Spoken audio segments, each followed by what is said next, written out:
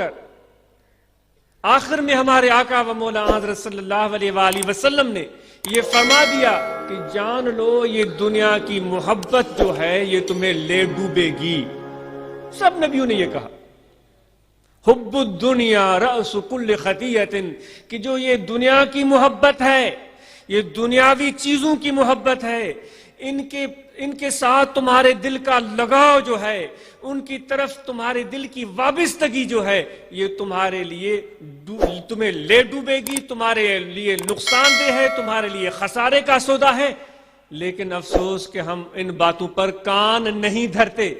ایک ڈاکٹر کی بات سن لیتے ہیں، اس کی بات پر عمل کرتے ہوئے ایک اچھی چیز کو بھی ہم استعمال کرنے سے رک جاتے ہیں، جبکہ انبیاء علیہ السلام نے کہا، ہمارے آقا و مولا حضرت صلی اللہ علیہ وآلہ وسلم نے کہا کہ اس دنیا کی محبت تمہارے لیے خسارہ ہے، نقصان ہے. تو ہمیں کیا ہو گیا ہے کہ آج تک ہمارے دل میں یہ دنیاوی حرص بڑھتا چلا جاتا ہے.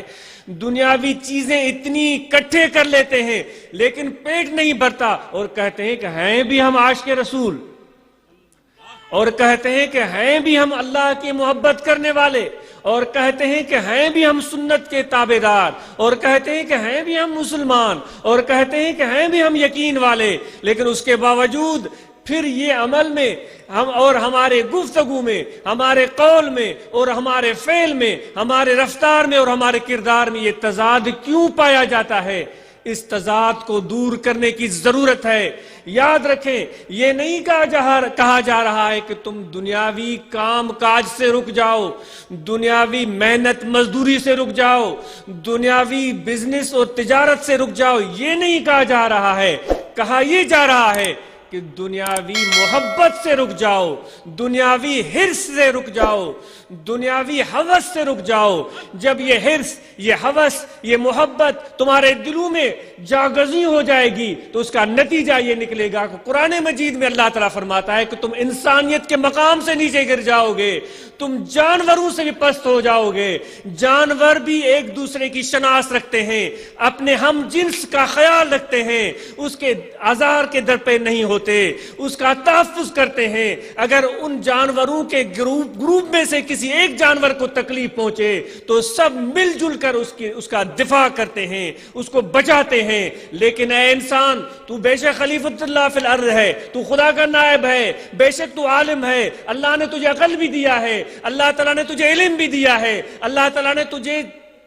کسی غلطی سے سبق سیکھنے کی فہم بھی عطا فرمائی ہے، اور بے شمار چیزوں سے تجھے نوازا ہے. لیکن ایک چیز سے منع کیا ہے کہ یاد رکھو کہ میرے ساتھ محبت کرنا، دنیا کے ساتھ محبت نہیں کرنا ہے. اگر اس محبت میں تم مبتلا ہو جاتے ہو، یہ محبت تمہارے دلوں میں آ جاتی ہے، پھر اللہ تعالیٰ فرماتے ہیں کہاں کی خلافت، کہاں کی انسانیت، کہاں تمہارا شان اور کہاں تیرا مقام؟ پھر تم جانوروں سے بھی گئے گزرے ہوئے ہو. اور واقعی آج ایسا ہو رہا ہے. کیا ایسا نہیں ہو رہا ہے؟ جو لوگ دنیا کی محبت میں مبتلا ہو گئے، حرص میں مبتلا ہو گئے، اور انہوں نے انسان ذات سے بڑھ کر اپنے مفادات کو عزیز رکھا، اور جن لوگوں نے اللہ تبارک و تعالیٰ کے احکامات کو بلا کر اپنے نفس اور شیطان کے کہنے پر عمل کیا، کیا آج ان کے عمل اور کردار کا چرچا آپ اخباروں میں نہیں سنتے؟ آج چینی کم ہو گئی، چینی نہیں مل رہی ہے، لوگ تڑپ رہے ہیں، قطاروں میں کھڑے ہوئے ہیں، وہ چینی چینی پکار رہے ہیں.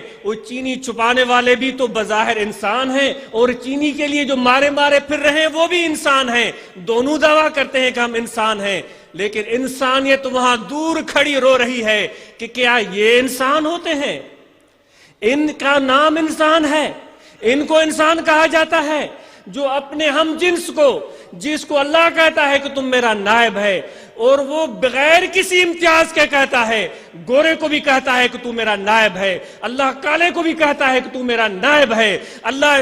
دنیا والے جس کے پاس دولت ہے اس کو بھی کہہ دیتا ہے کہ تم بھی یہ اعزاز لے سکتے ہو، اور جو غریب اور مسکین ہے اس کو بھی کہتا ہے کہ تم یہ اعزاز لے سکتے ہو. بلکہ میں یہ کہوں گا کہ اگر مسکین اور ان مسکین لوگوں کی بات کی جائے تو حقیقت میں وہ ان عظمتوں کو پہنچ جاتے ہیں جن عظمتوں کو دنیاوی کثرت پر، دنیاوی اسباب اور اموال کی زیادتی پر کوئی بھی انسان نہیں پہنچ سکتا، جو ایک مسکین جس عظمت کو اگر وہ اس مسکینی کو اپنے لیے اعزاز سمجھے، یہ نہیں کہ بوجھ سمجھے، اس کو اپنے لیے اعزاز سمجھے، اپنے لیے ایک شان سمجھے، مسکین لوگوں کے ساتھ محبت کا برملا اظہار میرے آقا و مولا حضرت صلی اللہ علیہ وآلہ وسلم نے فرمایا۔ یہاں تک آپ فرماتے تھے اللہم احینی مسکینن و امتنی مسکینن وحشرنی یوم القیامت فی زمرۃ المساکین، اے میرے مولا مجھے تو مسکینوں میں سے رکھنا۔ جو قطارے میں کھڑے ہیں یہ وہ لوگ ہیں جن کے بارے میں جو ایک ضروریات زندگی کے لیے پریشان ہیں، وہ قطاروں میں کھڑے ہوئے ہیں، ان کے بچوں کو ضرورت ہے، ان کے بوڑھے ماں باپ کو ضرورت ہے، ان کے گھر والوں کو ضرورت ہے، وہ قطار میں کھڑے ہوئے ہیں، وہ بھی انسان کا نظر آ رہے ہیں، اور جو چھپا کر ذخیرہ اندوزی کر رہے ہیں وہ بھی اپنے آپ کو انسان کہلوا رہے ہیں، لیکن فیصلہ میرے نبی کا آتا ہے، فیصلہ میرے آقا و مولا حضرت صلی اللہ علیہ وآلہ وسلم کا آتا ہے، اور وہ دنیا دار لوگ ہر سال عمرے پر بھی جاتے ہیں، طواف بھی کرتے ہیں، اور عمرے کا بتاتے بھی ہیں کہ ہم نے عمرے کیے ہیں، اور وہ دنیا دار اور ذخیرہ اندوزی کرنے والے لوگ یہ بھی کہتے ہیں کہ میں اتنی خیرات کرتا ہوں، اتنی سخاوت کرتا ہوں، میں اتنے غریبوں کو دیتا ہوں، اتنی یتیموں کو دیتا ہوں، لیکن پھر بھی آپ دیکھیں کہ جب امتحان کا ٹائم آتا ہے تو پتہ تو تب چلتا ہے کہ کون پاس ہے اور کون نا پاس ہے، اور امتحان امیدوار اپنے مرضی سے منعقد نہیں کرتا۔ میں اور آپ اپنا امتحان خود منعقد نہیں کر سکتے، چلو میں آج امتحان دے لیا، میں پاس ہو گیا، کیسے دیا کہ میں نے 10 عمرے کر لی، یہ نہیں ہوتا۔ امتحان تو امتحان لینے کا جس کو حق ہے وہ جب منعقد کرے تب پتہ چلتا ہے کہ انسانیت کا نام کن لوگوں پر فٹ آتا ہے، اور وہ کون لوگ ہیں جو انسانیت سے کوسوں دور ہیں۔ تو میرے آقا نے فرمایا کہ یاد رکھو کہ میں ان دنیا دار لوگوں کے ساتھ بیٹھنا بھی پسند نہیں کرتا، میں ان دنیا دار لوگوں کے گروپ اور جماعت میں سے ہونا پسند نہیں کرتا۔ آپ فرماتے ہیں کہ جو ہمیں محبت اور پیار ہے وہ ان لوگوں سے ہے جن کے پاس ایک ٹائم کا کھانا ہوتا ہے تو دوسرے ٹائم کا کھانا بھی نہیں ہوتا۔ اے بے شکر انسانوں،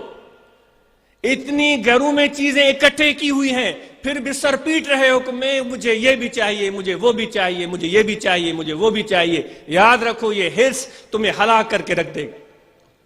یہ تمہیں حرص برباد کر کے رکھ دے گا۔ مکھی کو نہیں دیکھا ہے تم نے کہ وہ کھانوں پر بھی بیٹھتی ہے اور وہ خوب کھاتی ہے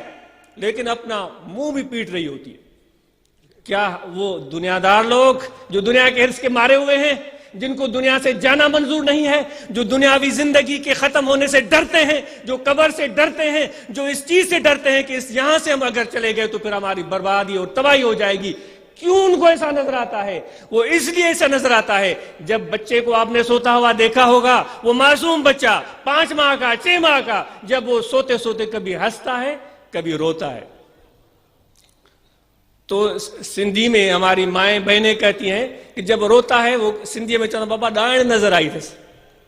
سندھی میں چوندہ آئیں وہاں یا دند کتھا ہے، اردو میں ترجمہ معاف کجو مکھے، چوندہ ڈائن نظر آئی تھس تنہیں جے کو آئے زوئے روئے پہ، بابا کھلے چھو پیو، کھلے بابا فرشتہ نظر آیا تھس، اس لیے وہ ہنس رہا ہے کہ اس کو ڈائن نظر آئی ہے تو رو رہا ہے، اور ہنس کیوں رہا ہے؟ اس لیے ہنس رہا ہے کہ اس کو فرشتہ نظر آیا ہے۔ یاد رکھو اس میں کوئی شک نہیں، ان دنیا دار لوگوں کو بھی ڈائن نظر آتی ہے، اس لیے وہ روتے رہتے ہیں، اس لیے وہ سر پیٹتے ہیں، اس لیے وہ در بدر ہوتے ہیں، اپنے پیٹ بھر لیں، اپنے بینک بھر لیں، اپنے گھر بھر لیں، لیکن یہ ان کو ڈائن ہی نظر آتی رہے گی، اور وہ ڈائن ان کی محبوبہ یہ دنیا ہے، اور یہ ڈائن ایسی ڈائن ہے جس کو ہر روز ایک نیا شوہر چاہیے، ایک شوہر پر یہ اکتفا نہیں کر سکتی، تم اس کا پیٹ نہیں بھر سکتے ہو، لاکھوں اس کا پیٹ نہیں بھر سکتے ہیں، کروڑوں اس کا پیٹ نہیں بھر سکتے ہیں، یہ بے وفا ہے اور بے وفا رہے گی۔ اس لیے تو ہمارے آقا و مولا حضرت صلی اللہ علیہ وسلم فرماتے ہو بے وقوف ہو دنیا سے دل مت لگاؤ، اور بے وقوف ہو اپنے آپ کو بربادی میں مت ڈالو، اپنے آپ کو ہلاکت میں مت ڈالو، آ جاؤ کامیابی کی طرف، آ جاؤ فلاح کی طرف، آ جاؤ سکون کی طرف، آ جاؤ امن کی طرف، وہ کون سا امن ہے، وہ کون سی خوشی ہے آپ نے نہیں دیکھا ہے؟ وہ عاشق، وہ صادق، وہ غریب، وہ مسکین جس کے گھر میں ایک وقت کا کھانا ہوتا ہے، دوسرے وقت کا کھانا نہیں ہوتا، جب وہ رخصت ہو رہا ہوتا ہے تو وہ ہنستا ہوا جاتا ہے۔